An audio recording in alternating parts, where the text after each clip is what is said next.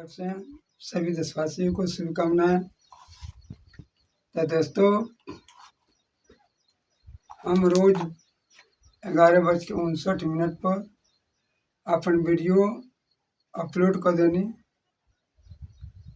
तो दोस्तों, तबीयत खराब होने के कारण हम वीडियो ना बनावता नहीं हूँ, लेकिन अब थोड़ा हल्का तबीयत हो गई बा, मैं ठीक हुआ बा, तो हम वीडियो फिर अपन अपलोड कर शुरू करते हैं, ताकि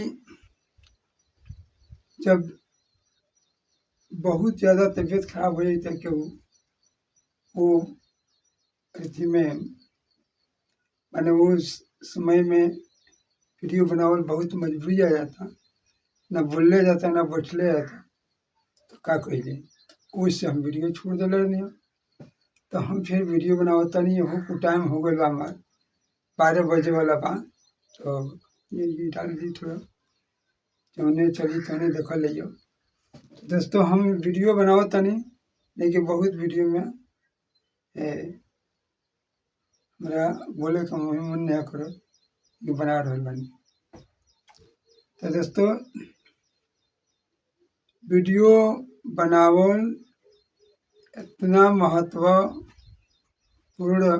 में बा, जब का कहल लोग वीडियो बनावल समझत नहीं के, लोग मजाक उड़ा देता, हंसी उड़ा देता, लेकिन सोशल मीडिया पर अनेका प्रकार के लोग कमाता, जवन कीमती आदमी ओकरा केहू हंसे नहीं के जा, केहू बोले नहीं के जा, ओकरा से मजाक उड़ावे में दिक्कत बा। आ जे छोटा मोटा सीखता बनावता, ओकरा पूरा अभ्यास नहीं के, ओकरा के लोग वीडियो देख के हुआ ओकरा के हंसी उड़ा देता, मजाक उड़ा देता, रिया देता, चिढ़ा देता, माने कोई प्रकार के बोली बोल देता। तो दोस्तों, मैं यह कहे चाहता नहीं केहू कोनो काम सीख के ना आवेला, सब लोग अपन धरतीये पर हौसला लेला, खुश आवाज में आवेला, और यही जा कुल सीखेला पढ़ेला, तबे जाके कोनो काम में ओकरा सफलता मिलेला। अगर बच्चा नॉर्मल बच्चा बा तब से ना पढ़ी तो अचेत में पढ़बे न करी, नॉर्मल में पढ़बे न करी, 18-19 के बाद ही पढ़े जाई, स्कूल में ओकर एंट्री हुई। तो दोस्तों, जब बच्चा के योग्यता होला तबे वो बच्चों पढ़ेला, वो योग्यता स्कूलियों में पढ़ावेला, योग्यता का फाजिल हो तो स्कूलियों में ना पढ़े। तो कहे का हमरा ये बात बा, मेन मुद्दा ये सोशल मीडिया पर कोई भी वीडियो पर बना के जौन प्रकार के चाहता वो प्रकार के बना के अपन परवरिश जीवन परवरिश कर सकता, एमें कौन दिक्कत नहीं है। लेकिन हौसला होके चाहिए, अपन कंटेंट सही हो जाए चाहिए, कहे से कि हमरे कंटेंट सही नहीं के, हमरे बुझात नहीं कब हम का डालता नहीं और कब का डाले के चाहिए, कहे से कि एक ज्ञान अभी हमरा मिलल नहीं के, ये कंटेंट क्या हम डाली कौन डाली कि हमरा पूरा ओकर अभ्यास हो जाए, हम डाल वीडियो बना के जान गए, वीडियो बना के अपलोड सेटिंग फिटिंग कुछ जान गए बनी।